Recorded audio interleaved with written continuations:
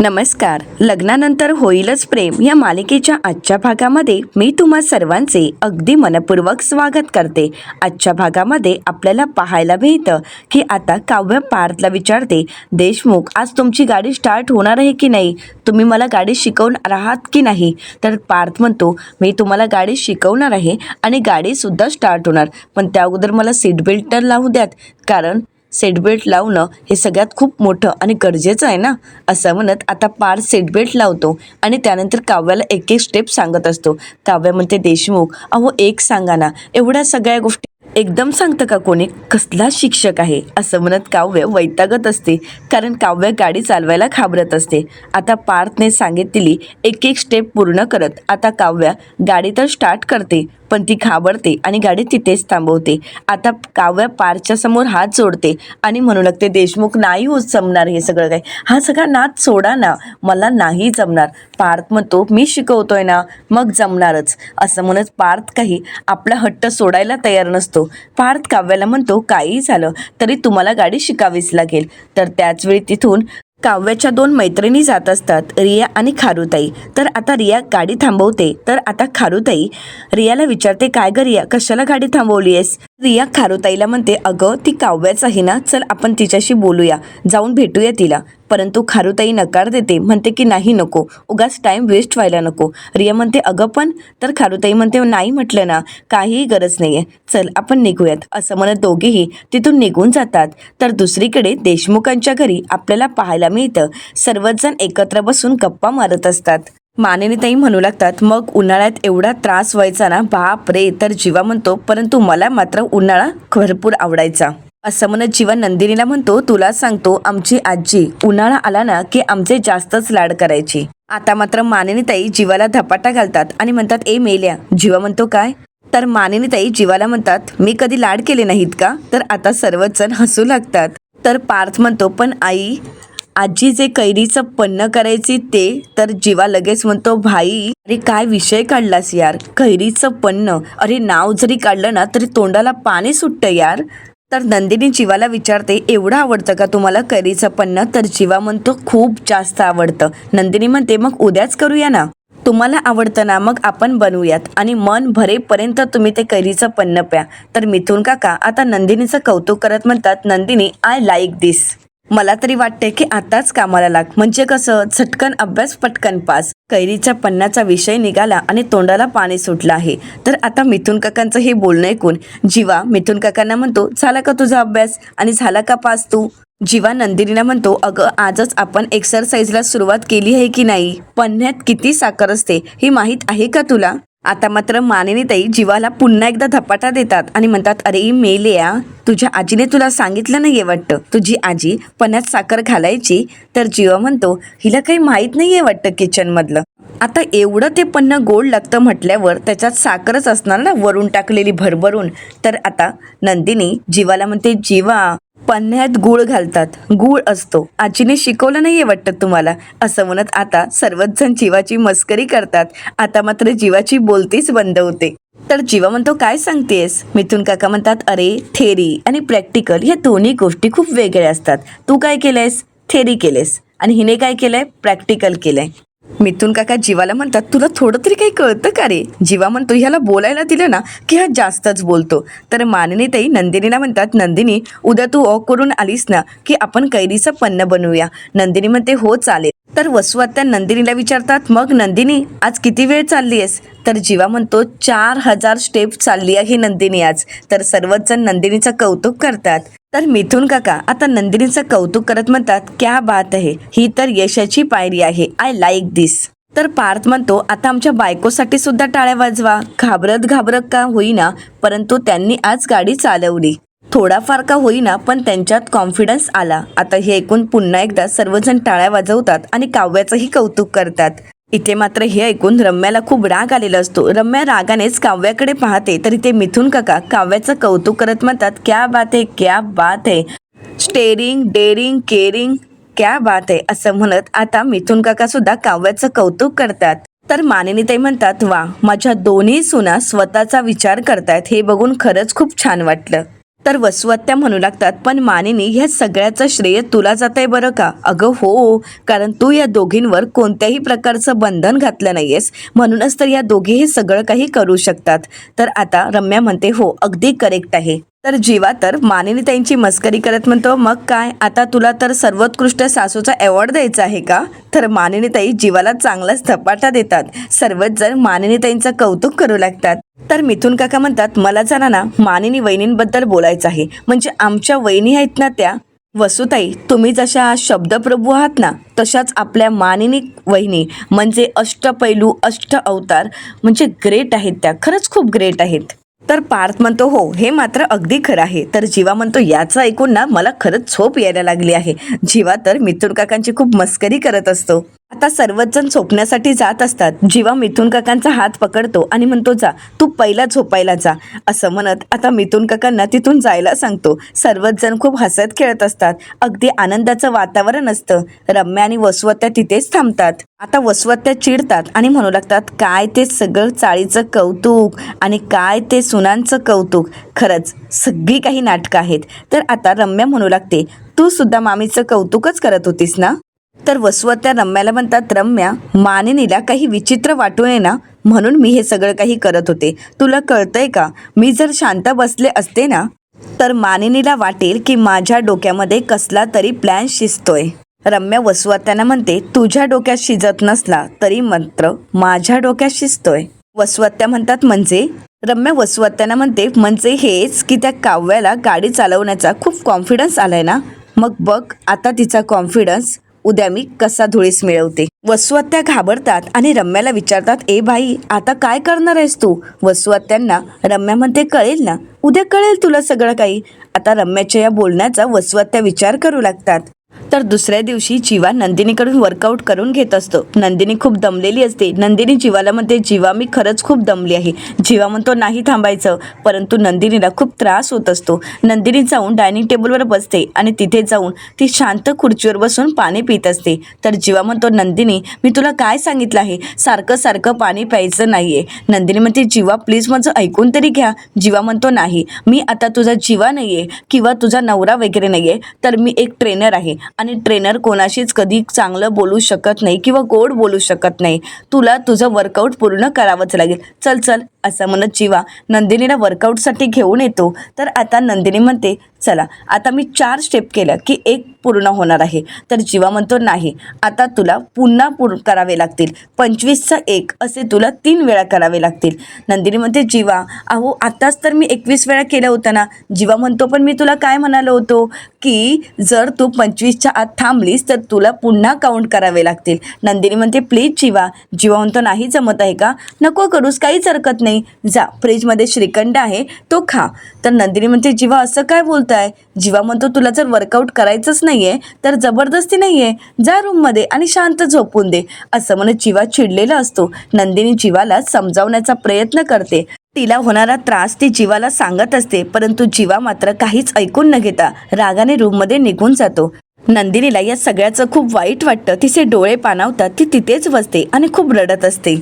तर दुसरीकडे रम्याला सतत विजय मतकरीचे फोन येत असतात. वसुआत्या म्हणतात, रम्या तुला मोबाईल सायलेंटवर टाकता येत नाही का, अगं किती फोन येत आहेत. रम्या म्हणते, तोच असेल बावळट. तर आता वसुआत्या विचारतात, कोण, मजनू. रम्या म्हणते, ई काय वाटेल ते काय मजनू. तर वसुआत्या म्हणतात, बरं मला एक सांग, दिवसभरात फोन वगैरे करतो की नाही. तर रम्या म्हणते, करतो, अक्षरशः कंटाळा देतो. अगं विचारूच नकोस, नुसते व्हॉइस मेसेज पाठवत असतो. मी तर खरंच खूप कंटाळली आहे. इतकं इरिटेट होतं माहिती आहे का, असं वाटतं सतत आपल्या मागे कोणीतरी आहे.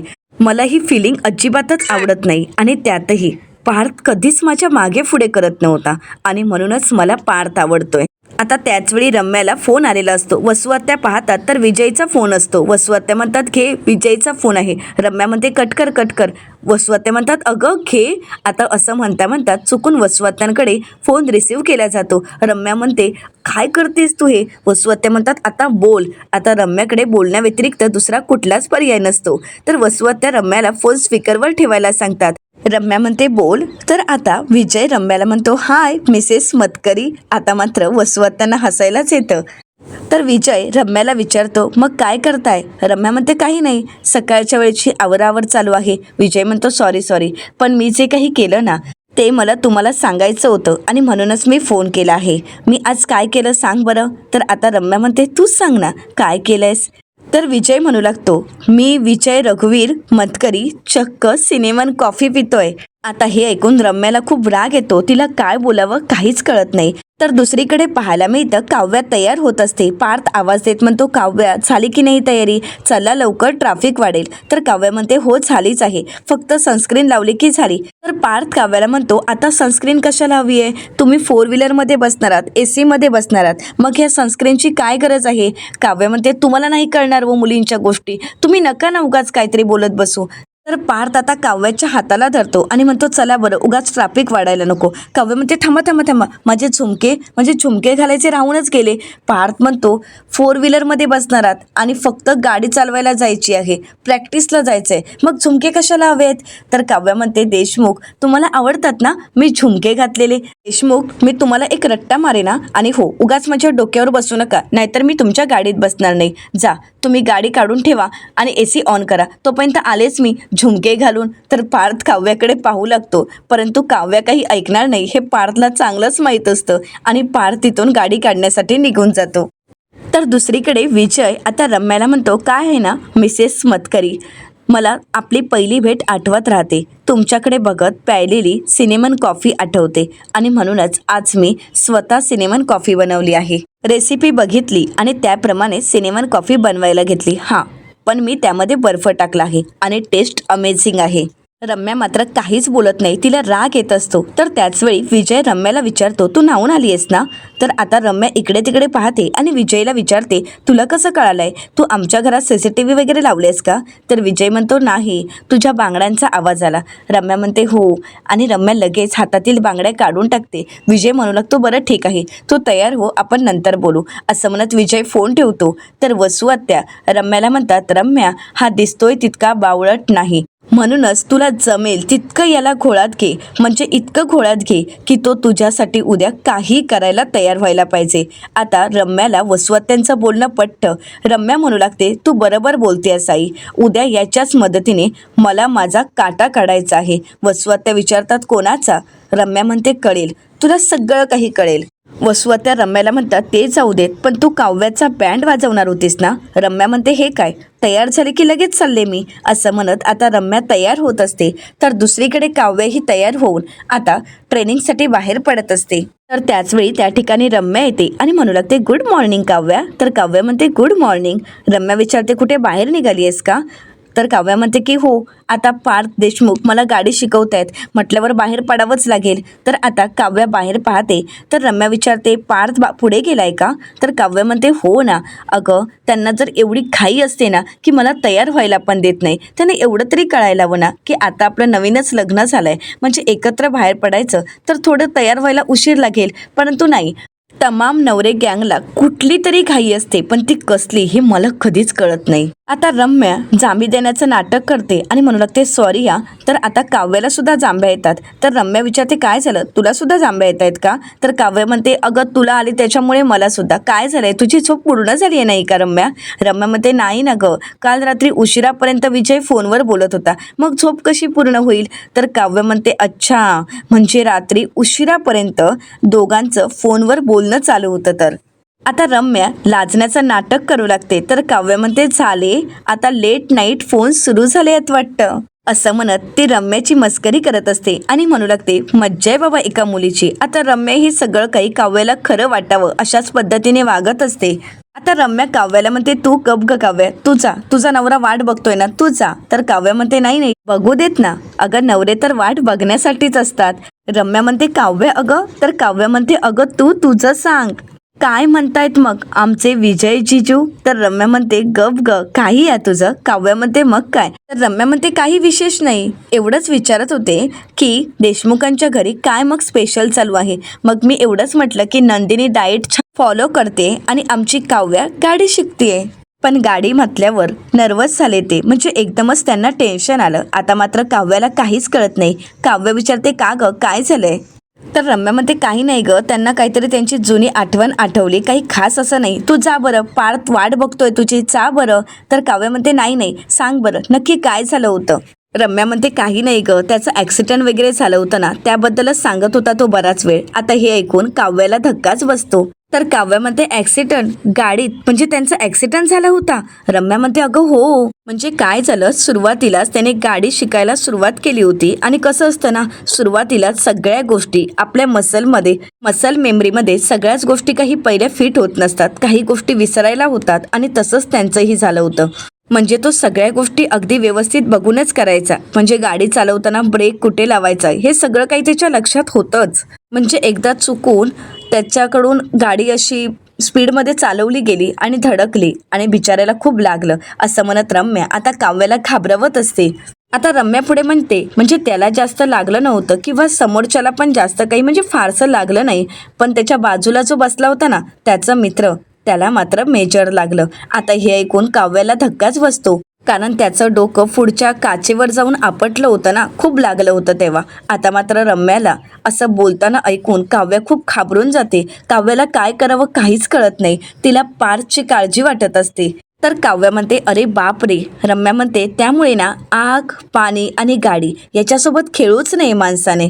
आता काव्य या सगळ्या गोष्टीचा विचार करत असते आणि त्याचवेळी पार्थ गाडीचा हॉर्न वाजवतो. रम्या म्हणते बघ अगं पार्थ, केव्हाची तुझी वाट बघतोय, जा तू जा बरं, आपण नंतर बोलू, असं म्हणत रम्या तिथून पळ काढते. रम्याने काव्याला घाबरवलेलं असतं, तिच्या मनात भीती निर्माण केलेली असते, त्यामुळे आता काव्य घाबरून गेलेली असते, तिला काय करावं काहीच कळत नसतं. तर दुसरीकडे पाहायला मिळतं नंदिनी आनंद आश्रममध्ये जायला निघत असते. तर त्याचवेळी मानिनीताई एका गोळ्याचं पॉकेट घेऊन येतात आणि नंदिनीला म्हणतात नंदिनी अगं जरा याची एक्सपायरी डेट बघ ना गं, अगं इतकं बारीक लिहिलंय ना की काही दिसतही नाही. आता नंदिनी उठत असते, परंतु त्याचवेळी तिचे पाय भरपूर दुखतात. तर मानिनीताई म्हणतात काय झालंय, तुझ्या पायाला काही लागलंय का. नंदिनी म्हणते नाही नाही आई, काही लागलं वगैरे नाहीये, फक्त थोडे दुखतायत. मानिनीताई म्हणतात जीवाने तुझ्याकडून जास्त व्यायाम करून घेतलाय ना. नंदिनी म्हणते नाही आई, असं काही नाहीये आणि यात त्यांची चूक काहीच नाहीये, खरं तर माझीच चूक आहे, मीच कुठेतरी कमी पडते. मानिनीताई म्हणतात नाही नंदिनी, तू कुठेही कमी पडत नाहीयेस, तो अति करतोय हे मला चांगलंच माहीत आहे. तर नंदिनी म्हणते नाही आई, असं काही नाहीये. मानिनीताई म्हणतात हे बघ नंदिनी, जीवा वयाच्या 17व्या वर्षीपासून व्यायाम करतोय, तेव्हापासून तो वर्कआउट करतोय, पण तू आत्ता व्यायामाला सुरुवात केली आहेस, मग तुला वेळ लागेलच ना. पण त्याची जर अशी अपेक्षा असेल की तू एका दिवसातच सगळं काही करायला हवं, तर ते कसं शक्य होईल सांग ना नंदिनी. तर नंदिनी म्हणते नाही आई, तसं काही नाहीये, खरं तर माझेच प्रयत्न कमी पडत आहेत, पण मी नक्कीच प्रयत्न करेन. मानिनीताई म्हणतात अगं नंदिनी, प्रश्न प्रयत्नांचा नाहीये, तर प्रश्न ताकदीचा आहे. अगं हे बघ नंदिनी, कितीही नाही म्हटलंस ना तरी सुद्धा पुरुषांच्या अंगात ताकदही जास्त असते, जोर जास्त असतो. पण म्हणजे मला असं म्हणायचं नाहीये की आपण बायका नाजूक असतो, पण तरीही नंदिनी हेच खरं आहे ना. हे बघ नंदिनी, काही गोष्टी या निसर्गाने बांधून दिलेल्या असतात, त्यामुळे हे बघ तू स्वतःवर ताण घेऊ नकोस, आणि किती ताणायचं हे जीवाला सुद्धा कळलं पाहिजे ना. थांब मी बघतेस त्याला, असं म्हणत मानिनीताई तिथून निघून जात असतात. तर नंदिनी त्यांना थांबवण्याचा प्रयत्न करते, परंतु मानिनीताई काही थांबत नाहीत. नंदिनी म्हणू लागते अरे देवा, मी उगाचच सांगितलं आईंना, आता आई जीवांना ओरडायला नको म्हणजे झालं. तर दुसरीकडे पाहायला मिळतं पार्थ काव्याला ट्रेनिंगसाठी घेऊन आलेला असतो, पण काव्या खूप घाबरलेली असते. काव्या पार्थला म्हणते नाही देशमुख, मला हे नाही जमणार आहे, मी गेअरकडे बघून गेअर टाकते, ब्रेककडे बघून ब्रेक टाकते, मग सांगा मला कधी जमणार आहे हे सगळं काही. तर पार्थ म्हणतो नका ना पाहू गेअरकडे, नका पाहू ब्रेककडे, काहीच हरकत नाहीये. तर आता पार्थचं हे बोलणं ऐकून काव्याला ते सगळं काही आठवू लागतं. रम्याचं बोलणं तिला आठवतं, विजयच्या बाबतीत घडलेला प्रसंग रम्याने काव्याला सांगितलेला असतो आणि तोच काव्याच्या डोळ्यासमोर असतो. तिला रम्याचं बोलणं आठवतं की विजय एके दिवशी ब्रेक लावायचा विसरून म्हणजे चुकून त्याच्याकडून ॲक्सिलेटरवर पाय ठेवला गेला आणि गाडी पुढे गेली आणि त्यामुळेच गाडीचं खूप मोठं ॲक्सिडेंट झालं होतं. विजयला लागलं नाही किंवा पुढच्या व्यक्तीलाही लागलं नाही, परंतु त्याच्या बाजूला जो बसला होता ना त्याचा मित्र, त्याला भरपूर लागलं, त्याला मेजर लागलं, कारण त्याचं डोकं पुढच्या काचेवर जाऊन आपटलं ना. आता या सगळ्या गोष्टी काव्याला आठवत असतात आणि ती पार्थकडे पाहते, कारण काव्याला वाटत असतं की पार्थ आपल्याला गाडी शिकवतायत, यामुळे पार्थला तर काही होणार नाही ना. त्याच विचारांमध्ये काव्य हरवून गेलेली असते. तर पार्थ काव्याला आवाज येत म्हणतो, काव्या. तर काव्या पार्थकडे पाहते आणि पार्थला म्हणते, देशमुख मला तुम्हाला काही होऊ द्यायचं नाहीये. पार्थ म्हणतो, मला? तर काव्य म्हणते, हो ऐका ना, मी काय म्हणते, जर मी गाडी चालवत असले, म्हणजे बघा ना, मी जर ब्रेक लावण्याऐवजी जर ॲक्सिलेटरवर पाय ठेवला तर मग असं काहीतरी घडेल की ज्यामुळे मग गाडी गेली सुसात पुढे. मग काय करणार आहोत आपण? तुमचं डोकं समोरच्या काचेवर आपटलं, तुमचं डोकं फुटलं तर मग मी काय करायचं आहे, असं म्हणत काव्या खूप घाबरून गेलेली असते. तर पार्थ काव्याला विचारतो, काव्या हे तुमच्या डोक्यातच कुठून आलंय? अहो तुम्ही विचार असा कसा करू शकता? अहो आपण सीट बेल्ट लावलाय ना, मग असं काहीतरी घडेल का? काव्या काय विचार करताय तुम्ही एवढं हुशार आहात ना, मग असा विचार तुम्ही कसा करू शकता? काव्या पार्थला म्हणते, देशमुख अहो ती हुशारी वेगळी, ही हुशारी वेगळी, आणि भीतीचं काय? भीती तर कोणालाही वाटू शकते ना, कोणीही घाबरू शकतो. आणि असं असं कोण म्हणते, म्हणजे कोणी लिहून ठेवलंय की प्रत्येक हुशार माणसाला गाडी चालवता येते? आता पार्थ काव्याला म्हणतो, हे बघा काव्या पार्थ देशमुख, तुम्हाला गाडी चालवायला येणार, कारण तुम्हाला बेसिक सगळ्या गोष्टी येतात, त्यामुळे घाबरायची गरज नाही. आणि आता गप्प मुकाट्याने गाडी चालवा, न घाबरता गाडी चालवा, असं म्हणत पार्थ चिडलेला असतो. तर काव्यामध्ये ओरडताय कशाला, असं म्हणत काव्य आपला सीट बेल्ट काढत असते. तर पार्थ म्हणतो, काय चाललंय, कुठे निघालात तुम्ही, घाबरलात का? काव्या म्हणते, कॅफे आहे मागे, फ्रेश व्हायला जायचं आहे, जाऊ का मास्तर? आता मात्र पार्थला काही बोलताच येत नाही. काव्या गाडीतून खाली उतरते आणि धडकन गाडीचा दरवाजा बंद करते. आता मात्र पार्थ काव्याकडे पाहत असतो. तर पार्थ मनाशीच म्हणतो, येते ह्यांना गाडी, ह्यांना सगळं काही जमतंय आणि काहीच चुकत नाहीये, पण तरीसुद्धा घाबरतायत. पण कसं यांना प्रमोट करू, मला काहीतरी करावंच लागेल. ह्या बायकांना नवऱ्यांचं काही ऐकूनच घेत नाहीत, आणि त्यापैकी माझी ही बायको, ती तर काही ऐकूनच घेत नाहीये, पण मलाच काहीतरी करावं लागेल. तर त्याचवेळी पार्थला समोर शाळेची मुलं दिसतात. आता पार्थ त्यांच्याकडे पाहतो आणि विचार करतो. तर येणाऱ्या पुढील भागामध्ये आपल्याला पाहायला मिळतं, काव्या गाडी चालवत असते आणि काही मुलं काव्याच्या गाडीसमोर येऊन उभी राहतात. तर काव्या त्यांना म्हणते, काय झालंय, कोणी असं गाडीसमोर येऊन उभं राहतं का? तर त्यातील एक मुलगा म्हणतो, याच्या डोपराला लागला आहे, त्याला खूप दुखत आहे, तुम्ही आम्हाला पुढच्या नाक्यापर्यंत पोचवाल का?